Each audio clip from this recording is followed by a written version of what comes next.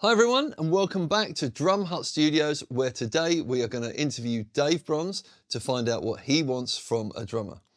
For those of you that don't know, Dave is a world-renowned bass player who has appeared with, and be ready, this is a long list, Eric Clapton, Solomon Burke, Belinda Carlisle, Joe Brown, Paul Carrick, Bo Diddley, Dwayne Eddy, Andy Fairweather-Low, Dr. Feelgood, Brian Ferry, Mick Fleetwood, Robin Gibb, Jules Holland, Tom Jones, Nick Kershaw, Benny King, Mark Knopfler, Paul McCartney, Gary Moore, Van Morrison, Ed Sheeran, Percy Sledge, Pete Townsend, Joe Walsh, Paul Weller and Mary Wilson. And that's not the full list.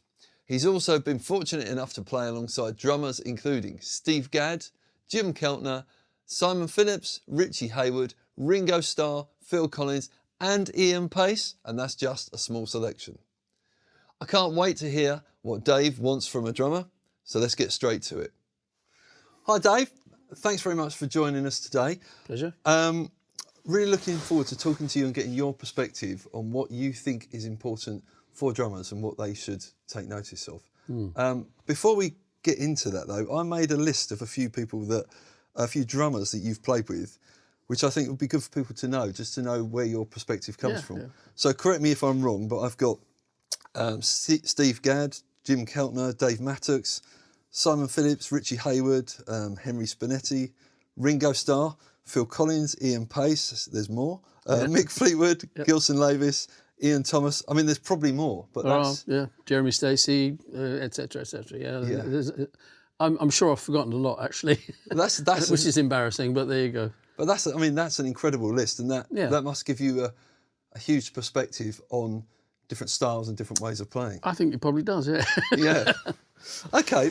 I mean, the first thing that I thought that would be worth drummers knowing is what musical traits either do you look for, or what does it for you when you're playing with someone? What do you think?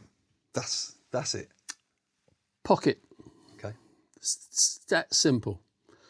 I mean, you can do your Billy Cobham stuff and that, but nothing in my experience tops something will take Al Jackson on a Stax record. Sure. Straight pocket. Yeah. And once that's there, it's like putting on an old pair of jeans. It just feels comfortable and you just play.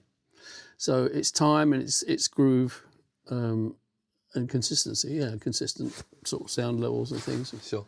And of course, a bit of dynamics is always good as well. Yeah. Yeah. So I mean, you're saying about pocket with all those drummers. There must be different pockets. Oh yeah. Yeah. Oh yeah. So is there? I mean, can you tell us a bit about that and what do you have a preference there, or is it to do with the style of music, or? Oh, well, that will have some bearing on it, of course. See, I'm not a very technical player. In fact, I'm actually quite an average player, really, but that's why I work all the time. Okay. Is because I'm not going to try and get my latest Jacko licks in, even though I've been through all that stuff. I think you and I have done a bit of jazz funk in the past, many, many years ago. But we come through that, and you realise that what producers and what artists want. Well, my job as a bass player, I almost said musician then, but as a bass player, is to make the artist sound good. Mm-hmm. That's it, bottom line. Not to make me sound good or anything. So if me and the drummer and the rest of the band, but basically me and the drummer, have got that lock, and it gives the bed for the artist to do what they do best, and that's the role of a hired hand kind of a session player, which I guess is what I am, I suppose. Sure. I've never thought of myself as a session player, but it turns out that's probably what I was, because I'm not a great reader. I'm very much a field player. But it's not done me any harm. Yeah, absolutely. Yeah. So do you, in terms of different pockets from drummers, do you have a preference there, or do you like drummers that push a bit, that lean back, but stay, or do you not see it like that? Again, as you say, it will be, if you're sort of like hammering away on a sort of like a post-punk thrash, you want someone that's going to be shoving it. Yeah. But if you're playing sort of Jackson Browne covers or something, you want something that's just a little gentler and a bit further back on it. So it depends on the style a lot, but it's almost indefinable. I mean, one of the guys on that list who I've played with for years and years and years is Henry Spinetti. Sure. And I'm not sure what it is about the way Henry and I play together, but we have, sometimes we don't see each other for a couple of years. We get together and play again, like we're on the concert for George and things like that, Yeah. And it just goes, it's instant. I don't even think about what he's doing, and I don't think he thinks about what I'm doing. It just works. Just comfortable. Yeah, several of those drummers. Paul Beavis is another one, and it's just something where it immediately works. So I guess that it must mean that people like him and myself feel time in the same way. Sure. Okay. I guess that must be it. I've not really ever got to the bottom of why that works. Right. Oh, that's great. Is there anything, those drummers that you've just mentioned, do you happen to know if there's anything on YouTube where people could look up and see? Are there any particular concerts that you're both on that are published? Well, Henry and I did the concert for George, of course. There's an Eric Clapton show live. I think they show it on Sky Arts quite a bit from Baloise in Switzerland. Okay. Where you can see us working together. Great. Yeah. Yeah, I mean, it's about drummers often say to me, have often said to me, sometimes I don't take compliments very well, but to my embarrassment sometimes, I'm the easiest bass player they ever worked with. Right. Okay. So yeah, I think it's just because I'm not a very demonstratively controlling kind of a guy, and I just go with them. I think. Sure. I just take on what they're doing and then fit in with it. I think. I hope. Yeah. Well, there's plenty that seem to think so. Well, yeah. Well, I don't know. There's probably as many that don't as well. Well, I mean, actually, my next question, which is from your point of view, what don't you like? What don't you want from a drummer on a gig? I don't like very busy drummers. Okay. It's the same with bass players. I don't like very busy bass players either.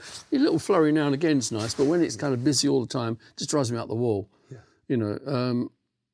That's just not where I'm come from. I mean, it's very clever and all that, and I appreciate that there are... See, I don't play jazz either. Yeah. I've never been much of a jazz fan. I mean, I admire... What I call jazz it goes back to the big band stuff, up as far as maybe my kind of blue. Up after that, it starts to get a bit too cerebral for me. Right. A bit too, I've been to Berkeley and I know all the chops, and, that doesn't really interest me. Right. So your perspective is more song-based? There's the word right there. Play the song. Right. You've got to serve the song. That's always been... I'm more interested in songs than I am in playing, if that makes... In the technique thing, I love a song. I always have done. Okay. And that's where it's at, really. And that's what I would say to drummers as well. Play the song. Sure. That's amazing. My third question is, are there non-musical things, things away from the actual playing that you look for from, I mean, I say a drummer, but musicians generally, isn't it? Well, it's good if they don't smell. Excellent. Yeah. But no, I mean, you just got to be out. I mean, people say to me, what does it take to be a busy musician? I'll say, well, the fact that you've been hired in the first place means the playing thing's done. That's the kind of accepted. Mm-hmm. It's the other stuff that makes the difference. Right. Turning up on time, knowing a few jokes. Yeah. Stuff, being a personable kind of, when you're on tour, you do your hour and a half, 2 hours on stage. The other 22 hours of the day, you've got to rub along with these people. Well, not at night time, not when you're asleep, of course, but sure. So how things are, the hang is very important. Yeah. I know plenty of people that could play me, cocked out that are just not very easy to get on with, so they don't get very much work. Okay. Yeah. It's so the hang is. The hang is obviously a lot more time than the gig, really. Much more time. Yeah. Sure. Several factors longer, and so that's important. And, just being pleasant, being easy to get around, or funny, or something. That's what you want, really. So this might be a tricky question, but of the drummers you've worked with, are there any particular? There must be loads, but particular moments where it's really, what that drummer's done has really caught you, and what was it, and what, Well, all of those guys, there will be moments. In terms of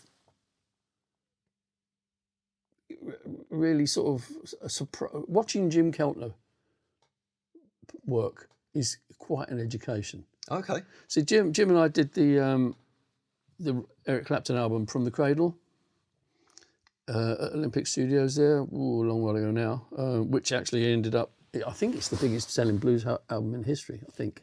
Fantastic. And was number one on both sides of the Atlantic at the same time. For a blues album, it's not bad. Anyway, he was at pains to point out, we would sit and chat and stuff, and he was at pains to point out that he didn't believe it was the drummer's job to keep time, to keep the time. He said it's a collective responsibility. Right. So he completely sort of eschewed that responsibility, that it was down to the drummer to keep time. He says, no, it's everyone. We move together if it needs to.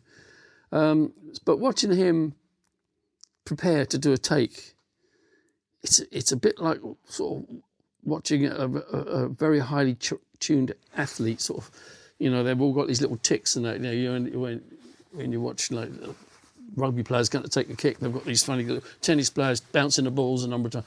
Jim's a bit like that, and he sort of goes, and he picks up and then he gaffer tapes the maracas to each arms and stuff. You never know what he's going to do. Okay. But when he actually delivers it, it's like, oh yeah, I see what. And he's a unique. He's one of those drummers, like many of those guys on there. When you hear the first four bars of him playing, you go, oh, that's Jim Keltner. Right. You know straight away who it is. Yeah. And so that was an eye opener for me, because he's quite so unorthodox and so off the wall. Mm-hmm. But delivers great things. Okay. Excellent. I've got to ask for myself as well. Yeah. First gig with Steve Gadd. Oh, God. How was that?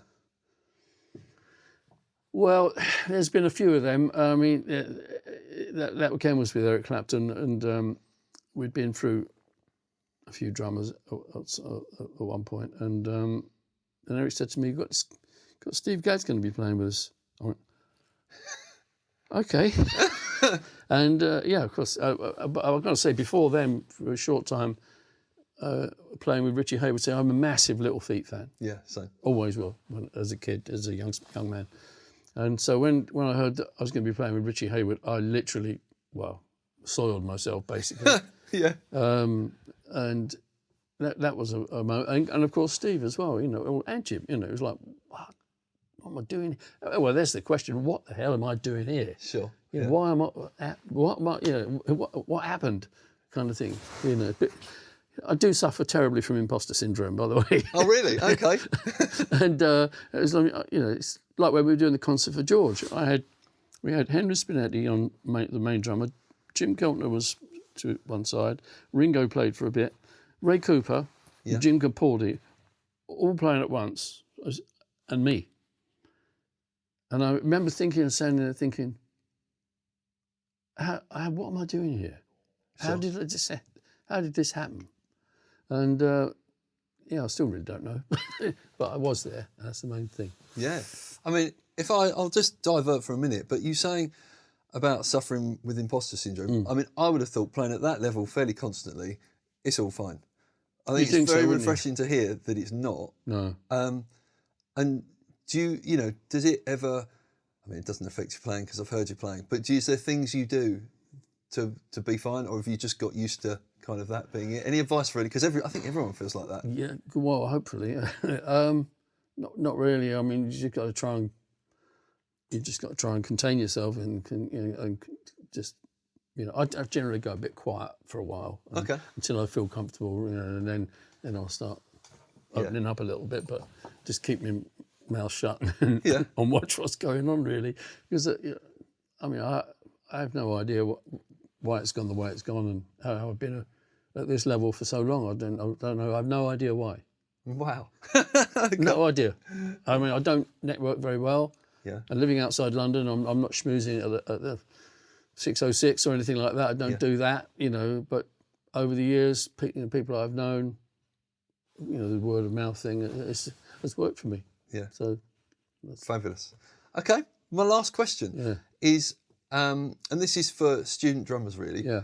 What do you think, or what would your advice be? What should drummers be working on that they might not get in their drum lessons?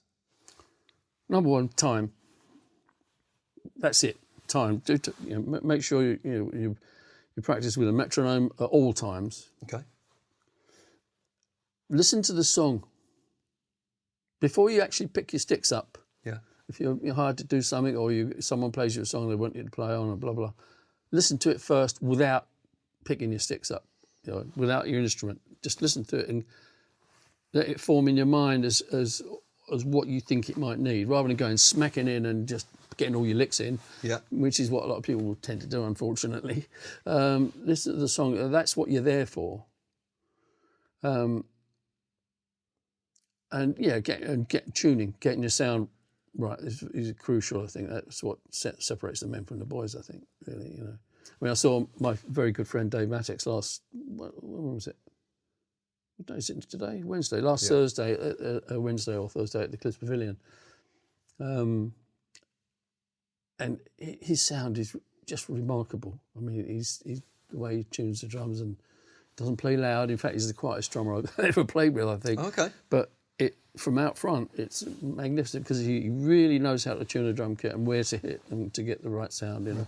And that's what all those guys do, you know. But that's a very important part. Yeah, tuning them properly. Get your pocket, get your time sorted out, and that sort of stuff. Really, yeah. Don't worry too much about how many paradiddles. Yeah. You know, just get the groove. Listen to Al Jackson. Okay. Brilliant.